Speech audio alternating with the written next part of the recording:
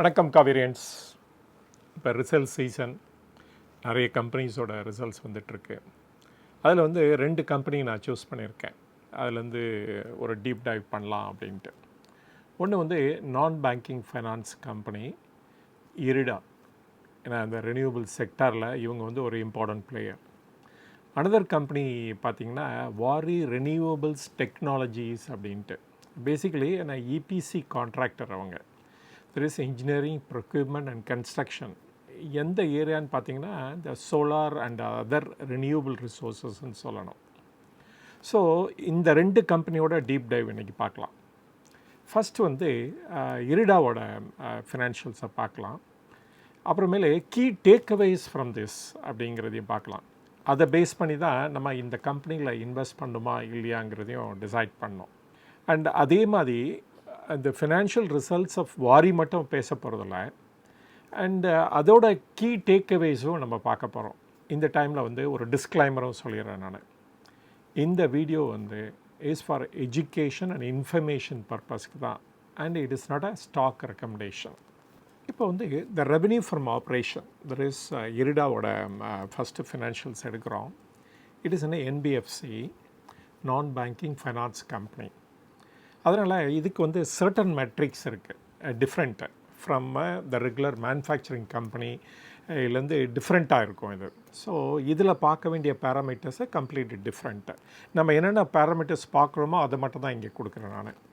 First வந்து இது important வந்து நெட்டு இன்ட்ரெஸ்ட் இன்கம் அப்படின்னு சொல்லலாம். ஏன்னா இவங்க லோன் கொடுக்குறாங்க, அந்த லோனுலேருந்து லோனுக்கு வர இன்ட்ரெஸ்ட்டு, அப்புறம் இவங்க கூட பாரோ பண்ணியிருப்பாங்க பேங்க்லேருந்தோ இல்லாட்ட பாண்ட் மார்க்கெட்லேயோ வாங்கியிருப்பாங்க. ஸோ அதுக்கு இவங்க பேமெண்ட் பண்ணுற இன்ட்ரெஸ்ட்டு. ஸோ இதை தான் அதை நெட் இன்கம் அப்படின்னு நம்ம சொல்லுவோம். அதர் இம்பார்ட்டன்ட் பேராமீட்டர்ஸ் பார்த்திங்கன்னா நெட் இன்ட்ரெஸ்ட் மார்ஜின் எவ்வளோ ஏர்ன் பண்ணுறாங்க அப்படிங்கிறத பார்க்கணும். இது வந்து எவ்வளோ இன்ட்ரெஸ்ட் ஏர்ன் பண்ணுறாங்க அவரோட டோட்டல் அட்வான்சஸ் வச்சு கம்பேர் பண்ணி பார்க்குறது. ஸோ அப்போ தான் உங்களுக்கு எவ்வளோ அந்த மார்ஜினில் இவங்க ஆப்ரேட் பண்ணுறாங்க அப்படின்னு தெரியும். அப்புறமேல அனதர் இது வந்து இந்த கம்பெனிஸ் எல்லாம் எப்பொழுதுமே லோன் கொடுக்குறனால சம் பீப்புள் வந்து டிஃபால்ட் ஆகுவாங்க. ஸோ அதனால் அதுக்கு எவ்வளோ ப்ரொவிஷன்ஸ் போட்டிருக்காங்க அப்படிங்கிறதையும் நம்ம பார்க்கணும். ஃபஸ்ட்டு வந்து ரிட்டர்ன் ஆன் ஈக்விட்டி, இது கூட ரொம்ப important. And at the same time the net profit of the company எப்படி இருக்குது அப்படிங்கிறதையும் பார்க்கணும். அப்புறமேல வந்து இவ்வளோ லோன் எவ்வளோ கொடுத்துருக்காங்க அப்படின்ட்டு, இதுவும் வந்து ரொம்ப இம்பார்ட்டன்ட் இந்த கம்பெனியில் பார்க்குறது. இதுதான் இம்பார்ட்டன்ட் பேராமீட்டர்ஸ். இந்த பேராமீட்டர்ஸில் நம்ம வந்து ஜட்ஜ் பண்ணோம் எப்படி வந்து இவங்க பெர்ஃபார்ம் பண்ணியிருக்காங்க இந்த குவார்ட்டரில். அண்டு இந்த குவார்ட்டரை வச்சுக்கிட்டு ப்ரீவியஸ் குவார்ட்டரையும் கம்பேர் பண்ண போகிறோம். அதே சமயத்தில் லாஸ்ட் இயர் குவார்ட்டரும் கம்பேர் பண்ண போகிறோம். நெட் ரெவென்யூ வந்து இந்த குவார்ட்டரில் வந்து 1915 crores வந்திருக்கு. நெட் ப்ராஃபிட் வந்து 502 crores. ப்ரொவிஷன்ஸ் வந்து 129 crores. அண்டு இவங்களுடைய க்ரோஸ் என்பிஏ தட் இஸ் நான் பர்ஃபார்மிங் அசெட் பர்சன்டேஜ் பார்த்திங்கன்னா 2.45%. நெட் என்பிஏ ஸோட ஆக்சுவல் ப்ரொவிஷனிங் அவங்க எவ்வளோ ஆக்சுவலாக வந்து அவங்களுடைய பிஎன்எல் அக்கௌண்ட்டுக்கு எடுத்துகிட்டு வராங்கன்னு பார்த்தீங்கன்னா 1.35% அப்படின்னு சொல்லலாம், விச் இஸ் அரௌண்ட் 1021 crores வருது. அவுட்ஸ்டாண்டிங் லோன் இப்போ அஸ் ஆன் 31st March பார்த்திங்கன்னா 76,282 crores. அது வந்து ட்ரெமெண்டஸாக இன்க்ரீஸ் ஆகிருக்கு அப்படின்னு தான் சொல்லணும் நம்ம. அப்புறம் இட் இஸ் க்ரோத் மட்டும் பார்த்திங்கன்னா அபவுட் 28% இருக்குது. இவங்க எப்படி பாரோ பண்ணுறாங்கன்னு பார்த்தீங்கன்னா 2 விதமாக பண்ணுறாங்க. ஒன்று வந்து பேங்க் மூலமாக வாங்குகிறாங்க, அனதர் வந்து பாண்ட்ஸ் மூலமாக வாங்குகிறாங்க. இவங்க பேங்க் மூலமாக வாங்குகிற பர்சன்டேஜ் பார்த்திங்கன்னா இட்ஸ் அபவுட் 44%. அந்த ரெஸ்ட் வந்து பாண்ட் மூலமாக தான் வாங்குகிறாங்க 56%. ஏன் இது வந்து ஆக்சுவலாக ஸ்லைட்டாக பாண்டு நோக்கி ஜாஸ்தி போக ஆரம்பிச்சிட்டாங்க. ஏன் அப்படின்னா ஸ்லைட்டு இன்ட்ரெஸ்ட் ரேட்டு டிஃப்ரென்ஸ் இருக்கும், அது வந்து ரொம்ப இம்பார்ட்டன்ட். அந்த பேமெண்ட் டேர்ம்ஸு கூட சம்வாட் ஃப்ளெக்சிபிளாக இருக்கும், அதனாலேயும் அவங்க வந்து பாண்ட் மார்க்கெட்டை போயிட்டுருப்பாங்க. அப்புறம் செகண்ட் வந்து இவங்க வந்து not only domestic loan but also foreign லோனும் வாங்குகிறாங்க. அதுலேயே 2 கம்பனண்ட் வேறு இருக்குது. ஒன்று வந்து ஹெட்ஜ் பண்ணுறது, அப்புறம் வந்து அன்ஹெட்ஜ்டு ஒன்று. ஹெட்ஜ் பண்ணுற போர்ஷன் பார்த்திங்கன்னா அபவுட் 77% இருக்குது. பேலன்ஸ் 23% வந்து அன்ஹெட்ஜ்டு போர்ஷன். ஹெட்ஜிங்கு என்னன்னு பார்த்தீங்கன்னா இப்போ லோன் வாங்குறீங்க, much lower rate of interest இருக்கும். எஸ்பெஷலி ரினியூவபிள் அசட்ஸுக்கு லெண்ட் பண்ணுறாங்க அப்படின்னா உங்களுக்கு வந்து லோவர் ரேட் ஆஃப் இன்ட்ரெஸ்ட்டில் லோன் கிடைக்கும் ஃபாரின் கண்ட்ரீஸில். ஆனால் அது வந்து அட் டைம் எந்த லோன் வாங்குகிறோமோ அந்த டைமில் என்ன இன்ட்ரெஸ்ட் இருக்கோ, என்ன எக்ஸ்சேஞ்ச் ரேட் இருக்கோ அதுதான் வந்து கன்சிடர் பண்ணுவாங்க. ஆனால் ரீபேமெண்ட் பண்ணுறப்ப என்ன ஆகும், இந்த எக்ஸ்சேஞ்ச் ரேட்டு வந்து ஜாஸ்தி ஆகலாம் இல்லாட்ட குறையலாம். அப்போ அதுக்கு வந்து ஒரு ஹெட்ஜிங் ஆப்ரேஷன் பண்ணியாகணும். எல்லா பேங்க்கும் பண்ணுறது உண்டு. பண்ணலைன்னா அதில் வந்து நிறைய சம்டைம்ஸ் லாஸு கூட வர்றதுக்கு சான்சஸ் இருக்குது. ஏன்னா இப்போ ஃபாரின் எக்ஸ்சேஞ்ச் பார்த்தீங்க அப்படின்னா 85-20 அந்த மாதிரி இருந்தது. It went up to almost 88 வரைக்கும் போச்சு. அப்போ ஏதாவது ஒரு லோன் டியூவோ இல்லாட்ட இன்ட்ரெஸ்ட் பேமெண்ட்டோ வந்திருந்ததுன்னா அவங்க வந்து நிறைய இன்ட்ரெஸ்ட்டு பேமெண்ட் பண்ணியிருப்பாங்க. ஸோ அதனால் ஹெட்ஜ் பண்ணுறப்ப உங்களுடைய அவுட்ஃப்ளோ வந்து அந்த ஹெட்ஜிங் காஸ்ட்னால் ஃபிக்ஸ் பண்ணிடுறீங்க. இவ்வளோ தான் என்னோடய லயபிலிட்டி அப்படின்ட்டு ஃபிக்ஸ் பண்ணிடுறீங்க. அது வந்து ஒரு பெனிஃபிட்டாக அமையும். இந்த கம்பெனி வந்து ஆல்மோஸ்ட் 75% வரைக்கும் பண்ணிடுறாங்க. சரி, ஃபார் எக்ஸாம்பிள் பிஎஃப்சி அந்த மாதிரி கம்பெனிஸ் கூட நிறைய பாரோ பண்ணுறாங்க அப்ராட்லேருந்து. பட் அவங்க வந்து அன்ஹெட்ஜ்டு போர்ஷனே நியர்லி அபவுட் 70% இருக்குது. அதனால தான் நியர்லி அபவுட் 500 crores வந்து லாஸில் வந்து புக் பண்ணியிருக்காங்க லாஸ்ட் குவார்ட்டரில். So it happens. பட் அவங்களுடைய இதே ஹியூஜ்லி வேஸ்ட்லி டிஃப்ரெண்ட். அவங்க 5 lakh plus crores வரைக்கும் அசட் அண்டர் மேனேஜ்மெண்ட் இருக்குது. பட் இது வந்து ஃபார் ஸ்மாலர் கம்பெனி அப்படின்னு தான் சொல்லணும் நம்ம. பட் இருந்தாலும் இவங்க வந்து ஹையர் ப்ரொவிஷனிங் போட்டிருக்காங்க ஃபார் ஹெட்ஜிங் பர்பஸுக்காக. அவங்களுக்கு வந்து இவங்களுடைய நெட் இன்ட்ரெஸ்ட் மார்ஜின் இது வந்து ஒரு இம்பார்ட்டன்ட் யார்ட் ஸ்டிக்கு. இது வந்து 3.27 இருக்குது. அது வந்து ஸ்லைட்டாக இன்க்ரீஸ் ஆகிருக்குன்னு சொல்கிறோம் ப்ரீவியஸ் குவார்ட்டர் அண்டு இந்த ப்ரீவியஸ் இயரில் கம்பேர் பண்ணால். இந்த ஃபினான்ஷியல்ஸ் அத்தனையுமே கூகுள் ஷீட்டில் இருக்குது. kaveribusiness.in நீங்கள் லாகின் பண்ணிங்கன்னா அதில் தெரிஞ்சுக்கலாம். அதே சமயத்தில் வந்து இந்த வீடியோவில் அட்டாச் பண்ணியிருக்கு, நீங்கள் பாஸ் பண்ணி அது தெரிஞ்சுக்கோங்க. இப்போ நான் வந்து ஒரு நம்மளுடைய இந்த கீ டேக்அவேஸ் அதுதான் முக்கியம். இந்த கம்பெனி வந்து நல்லா பர்ஃபார்ம் பண்ணுறாங்களா இல்லையா அப்படிங்கிறத நம்ம ஃபினான்ஷியல்ஸ் பார்த்து தெரிஞ்சுக்கலாம். ஆனால் இது வாங்குறதா இல்லையா, இவங்க வந்து இந்த இண்டஸ்ட்ரியிலேயே பெஸ்ட் பிளேயராக இல்லையா அப்படிங்கிறத தெரிஞ்சுக்கிறதுக்காக தான் இந்த கீ டேக்அவேஸ். இதை பேஸ் பண்ணி நீங்கள் டெசிஷன் எடுக்கலாம். ஃபஸ்ட்டு கீ டேக்அவே அப்படின்னு எது அப்படின்னு பார்த்தீங்கன்னா, ஆர்பிஐயோட ரீசன்ட் ரெகுலேஷன் அதுதான் ரொம்ப இம்பார்ட்டன்ட். முன்னாடி வந்து என்பிஎஃப்சிக்கெல்லாம் லென் பண்ணால் ஹையர் கேபிட்டல் அடிக்வசி ரேஷியோ வேணும் ஃபார் த பேங்க்ஸ்க்கு அப்படின்னு கண்டிஷன் போட்டிருந்தாங்க. But new governor RBI governor வந்த உடனே அவர் இதை வந்து ரிலாக்ஸ் பண்ணார். ஸோ அஸ் எ ரிசல்ட் வந்து பேங்க் வந்து கொஞ்சம் ஃப்ரீயாக லென் பண்ணலாம். அப்போ ஃப்ரீயாக லென் பண்ணும்போது அவங்க அந்த இன்ட்ரெஸ்ட் அவங்க சார்ஜ் பண்ணுறாங்க பாருங்கள், அது குறையும். இதுதான் ஃபஸ்ட் இம்பார்ட்டன்ட் கீ டேக்அவே அப்படின்னு சொல்லலாம். அந்த செகண்டு இது பார்த்திங்கன்னா, இவங்க வந்து ஜென்சாலுக்கு ஒரு 470 crores வரைக்கும் லென் பண்ணியிருக்காங்க. அதில் மட்டுமே அதாவது S on 31/3 வந்து 56 crores வந்து அன்பெய்டாக இருக்குது. பட் ஆனால் S on டேட்டு பார்த்திங்க அப்படின்னா ஜென்சால் ப்ரொமோட்டர்ஸை செபி வந்து பேன் பண்ணியிருக்காங்க. அவங்கள வந்து டைரக்டர் பொசிஷன்லேருந்து வர ரிமூவ் பண்ணியிருக்காங்க. அண்டு மொரோவர் இப்போ வந்து ஃபொரென்சிக் ஆடிட்டிங் வேறு ஆர்டர் பண்ணியிருக்காங்க. ஸோ இந்த லைட்டில் வந்து இதை எக்ஸாமின் பண்ணி ஆகணும். இந்த 470 crores-ம் இப்போ இவங்களுக்கு வந்து இந்த ஜிஎன்பி அமௌண்ட்டில் இன்க்ரீஸ் ஆக போகுது அப்படின்னு தான் சொல்லணும். இது வந்து செகண்ட் இம்பார்ட்டன்ட் டேக்அவே அப்படின்னு சொல்லணும். அப்புறமேலே ஒன் மோர் திங் என்ன அப்படின்னு பார்க்குறோன்னா, நாட் ஓன்லி இவங்க ஜிஎன்பிஏ என்என்பிஏ எல்லாமே இன்க்ரீஸ் ஆக போகுது. பட் அது சேம் டைம் இப்போ பார்த்திங்கன்னா இந்த ரினியூவபிள் அசட்ஸுக்கே ஒரு நிறைய செக் வந்துகிட்ருக்கு இப்போ, எஸ்பெஷலி இந்த சோலார் சைடில். ஏன் அப்படின்னா இந்த சோலார் ப்ராஜெக்ட்ஸ் எல்லாமே அவ்வளோ ஈஸியாக இம்ப்ளிமெண்ட் பண்ண முடியல. ஏன்னா தெர் ஆர் நோ டேக்கர்ஸ்.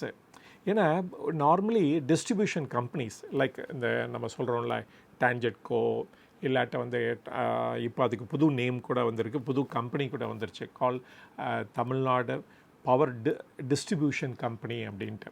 அந்த மாதிரி கம்பெனிஸு பவர் வேணாங்கிறாங்க, ரெனியூபிள் சோர்ஸஸ்லேருந்து பவர் வேணாங்கிறாங்க. அதனால் அன்சோல்டு இன்வென்ட்ரி வந்து இல்லாட்ட ஆர்டர்ஸ் வந்து நிறைய இருக்குது அப்படின்ட்டு. இந்த சிச்சுவேஷனில் இவங்க எப்படி ஃபைனான்ஸ் பண்ண போகிறாங்க அப்படின்னு பார்க்கணும். ஏன்னா டிஸ்காம்ஸ் தான் த லார்ஜ் ஸ்கேலில் பவர் வாங்குகிற கம்பெனிஸ். அதர்வைஸ் இந்த ஸ்மாலர் பவர் ப்ராஜெக்ட்ஸ் வந்துகிட்டே இருக்கும், பட் லார்ஜர் பவர் கம்பெனிஸ் வந்து நிறைய வராது அப்படின்னு தான் சொல்லணும். இது மூணாவது கீ டேக்அவேஸ். அதனால் இவங்களுடைய லோன் போர்ட்ஃபோலியோ எப்படி வந்து ரைஸ் ஆக போகுது, இன்க்ரீஸ் ஆக போகுதுன்னு பார்க்கணும் இன் ஃபியூச்சரில். அப்புறமேலே இந்த ஃபாரின் எக்ஸ்சேஞ்ச் மிக்ஸில் வந்து ஒன் மோர் ரிஸ்க் ஃபேக்டர்ஸ் இருக்குது. இந்த அன்ஹெட்ஜ்டு போர்ஷன்னால் இவங்களுக்கு வந்து சம் லாஸஸ் வரலாம். ஏன்னா there is wide fluctuation in foreign exchange rate இருக்குது. அதனால் சம் லாஸஸ் இவங்க புக் பண்ண வேண்டி வந்தாலும் வரலாம் அப்படின்னு சொல்லலாம். ஆனால் பட் இவங்க வந்து ஒரு வைஸ் திங்ஸ் செஞ்சுருக்காங்க. என்ன அப்படின்னா, பேங்க்லேருந்து ஸ்லோவாக வந்து இவங்களுடைய லோன் போர்ட்ஃபோலியோலாம் இப்போ வந்து பாண்ட் மார்க்கெட்டுக்கு ஷிஃப்ட் பண்ணிகிட்ருக்காங்க. அதில் வந்து இன்ட்ரெஸ்ட் ரேட்டு குறையிறதுக்கு சான்சஸ் இருக்குது. ஏன் அப்படின்னா, இப்போ பாருங்கள், ஆர்பிஐ வந்து இன்ட்ரெஸ்ட் ரேட்டை குறைச்சிருக்காங்க. ஃப்ரம் 6.5லேருந்து இப்போ 6% வரைக்கும் வந்துருச்சு. அப்போ வந்து ஈஸியாக வந்து பாண்ட் மார்க்கெட்டில் இது இம்மிடியட்டாக பாஸ் ஆன் பண்ணுறதுக்கு சான்சஸ் இருக்குது. ரதர் தென் பேங்க் லோனோட. பேங்க் லோனில் எப்படி அவங்க வந்து இந்த இன்ட்ரெஸ்ட் ரேட்டை ஃபிக்ஸ் பண்ணுவாங்கன்னா, அவங்களுடைய the marginal cost of funding for lending rate அப்படின்ட்டுருக்கு, அதை பேஸ் பண்ணி தான் லெண்ட் பண்ணுவாங்க. அது வந்து கார்ப்பரேட்ஸ்க்கு இன்னும் ரெடியூஸ் ஆகலை, இன்னும் கொஞ்சம் நாள் ஆகும். அப்புறமேல் தான் பார்க்க போகிறோம் இந்த marginal cost of lending rate வந்து குறையிறதுக்கு. அண்டு ஸோ இந்த சிச்சுவேஷனில் இவங்க பாண்ட் மார்க்கெட்டு மூவ் பண்ணுறதுனால தெர் இஸ் அ பாசிபிலிட்டி அவங்களுக்கு வந்து லெஸ்ஸர் ரேட் ஆஃப் இன்ட்ரெஸ்ட்டில் லோன் கிடைக்கிறதுக்கு அப்படின்னு சொல்லலாம். இது வந்து இம்பார்ட்டன்ட் டேக்அவேஸ்ன்னு சொல்லலாம். இதை தவிர வந்து அஃப்கோர்ஸ் அவங்களோட ரெவென்யூ வந்து ட்ரெமெண்டஸாக க்ரோ ஆகிட்டுருக்கு, அபவுட் 38%. அந்த நெட் ப்ராஃபிட் வந்து 49% வரைக்கும் க்ரோ ஆகிருக்கு. நெட் இன்ட்ரெஸ்ட் மார்ஜின் கூட மார்ஜினலாக இன்க்ரீஸ் ஆகிருக்கு அப்படின்னு சொல்லலாம். இன்னொரு இம்பார்ட்டன்ட் ஃபேக்டர் இந்த கீ டேக்அவேஸில் பார்த்தீங்க அப்படின்னா, இவங்களுடைய ப்ரைவேட் செக்டார் லெண்டிங் வந்து ஜாஸ்தி, அபவுட் 77%.